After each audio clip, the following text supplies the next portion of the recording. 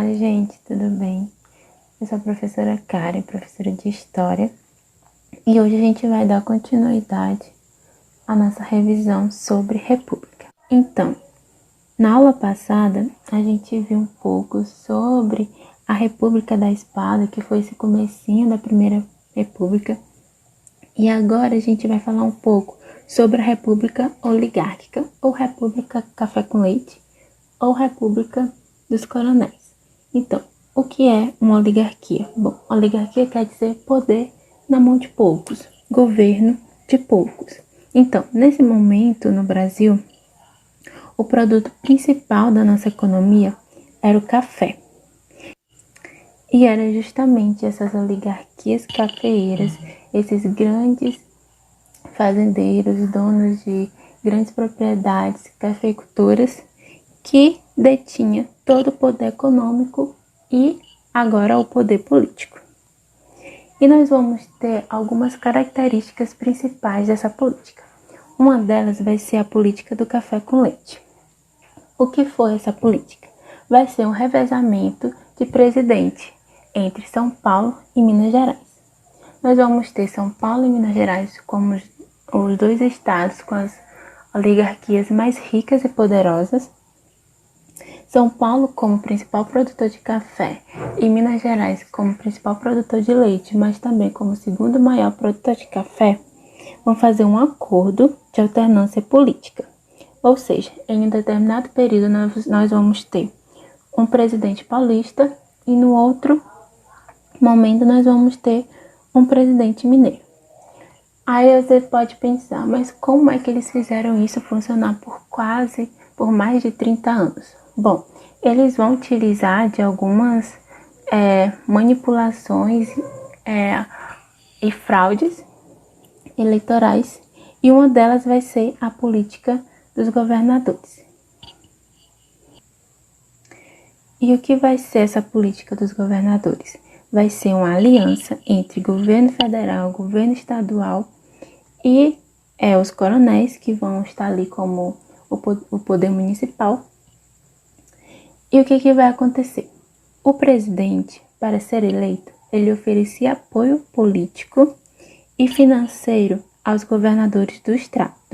E em troca, esses governadores mandavam votos. Já os governadores dos estados faziam a mesma coisa, oferecendo verbas e benefícios aos coronéis que retornavam em forma de votos da população para os governadores. Então, nada vai ser do que uma troca de favores que vai existir entre presidente, governadores e coronéis. E quem eram esses coronéis? Então, eram grandes fazendeiros que tinham grande prestígio social, político, econômico, e ele tinha bastante influência sobre um povo de uma determinada região. E geralmente esses coronéis eram chefes políticos. E ele vai utilizar desse poder para conseguir seus votos. De que forma?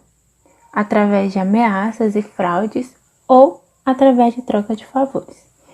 Troca de favores como ele era uma pessoa bastante poderosa, um proprietário de grandes porções de terra, ele podia dar um pedaço de terra para a pessoa morar, em troca de voto. Ele podia oferecer um emprego em troca de voto, um saco de cimento, essas coisas. E uma das principais características do coronelismo vai ser o voto de cabresto, que vai ser ameaças que ele vai fazer para que ele consiga esses votos. E esse momento da política do Brasil vai ser um momento de grande fraude eleitoral. Vão existir falsificações de resultados, roubo de urnas, inclusão de votos de crianças, de pessoas que já morreram, de pessoas inexistentes. Então vai ser um momento bastante tenso e fraudulento da política no Brasil. Então, nesse momento da República, nós vamos ter um surto industrial no Brasil, que vai acarretar na modernização e na urbanização de cidades como São Paulo e Rio de Janeiro. Não vai ser uma grande industrialização como é que a gente vai ver mais à frente, nos anos 30, mas vai ser o primeiro passo.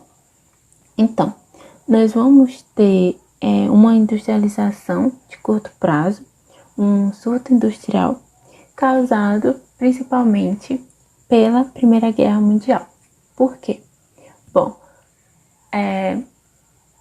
os países com que o Brasil faziam trocas comerciais estavam todos voltados para a guerra nesse momento.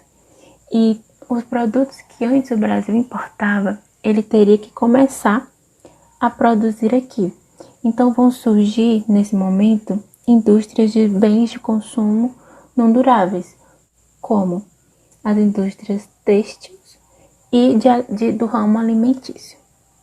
E nós vamos ter alguns fatores principais para que essa implantação dessa industrialização acontecesse. Um deles vai ser o capital acumulado com a produção cafeeira e o outro vai ser a mão de obra abundante e qualificada, principalmente pela vinda de imigrantes italianos para o Brasil nesse momento. Nesse momento, nós vamos ter uma política de incentivo à imigração muito grande, por dois motivos. Um, porque a gente precisava de mão de obra, e dois, porque nesse momento estava crescendo algumas teorias raciais, em que dizia que com a vinda desses imigrantes europeus, a gente poderia causar o branqueamento da população brasileira através da miscigenação, tá bom? Isso é um ponto bastante importante. E São Paulo vai acabar sendo o estado mais industrializado, porque, como a gente falou anteriormente, São Paulo nesse momento vai ser o foco principal da produção de café.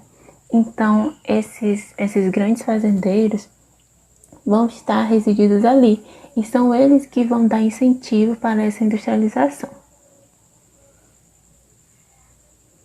E isso vai acabar causando que São Paulo e Rio de Janeiro passaram por uma profunda urbanização, criando avenidas, iluminação pública, transporte coletivo, teatros, cinemas e principalmente afastando as populações pobres do centro da cidade. Nós vamos ter uma república altamente excludente e desigual.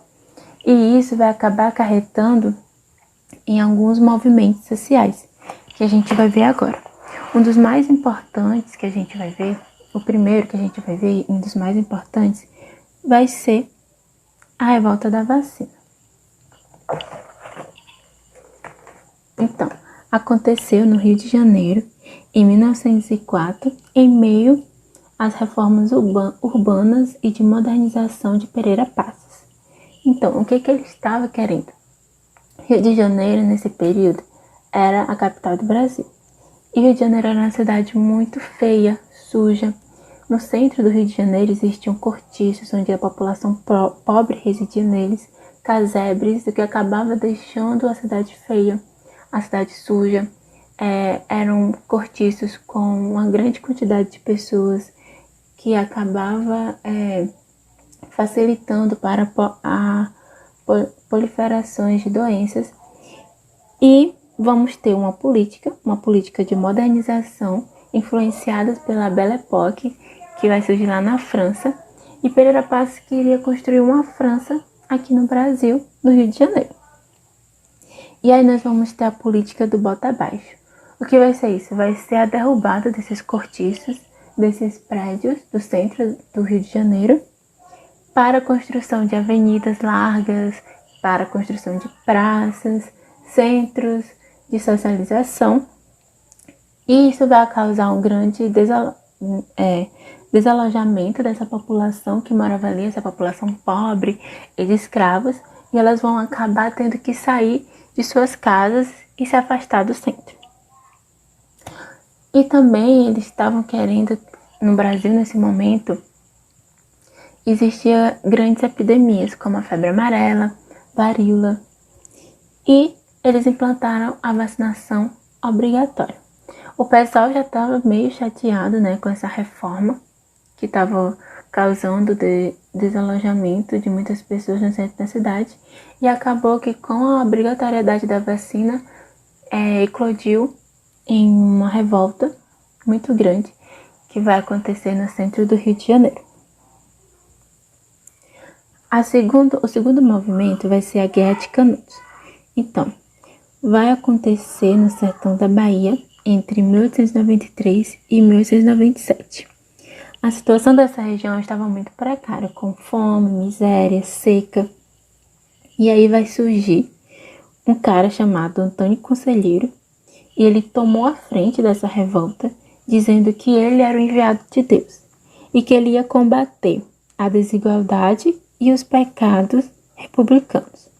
Então, ele tinha um discurso extremamente forte que fez com que milhares de cidadãos seguissem ele e acabaram formando um povoado de Canudos em uma região chamada Belo Monte, em uma fazenda chamada Belo Monte. Então, essa revolta, ela tomou grandes proporções e as tropas republicanas, chateadíssimas com isso, interviram, tornando as coisas um verdadeiro massacre. No final, eles acabaram destruindo Canudos.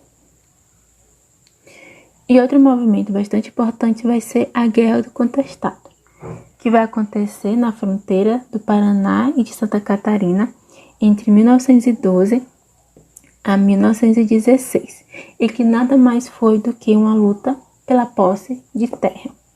Então, tudo vai começar com a decisão de construção de uma estrada de ferro que liga São Paulo ao Rio Grande do Sul. E todas as pessoas que moravam ali iam ter que ser desapropriadas, iam ter que deixar esse lugar. E isso não agradou em nada as pessoas que moravam ali, dando início a um movimento de resistência. Nós vamos ter José Maria como o líder desse movimento. Vão acabar resistindo por bastante tempo até que os poderosos da época vão mandar as tropas com o objetivo de desmanchar a comunidade e obrigar a retirada desses camponeses. Então a gente pode ver que a República foi um momento muito badalado, né, com várias manifestações e movimentos sociais. Por hoje é só. Espero que tenha ficado claro. Até a próxima aula.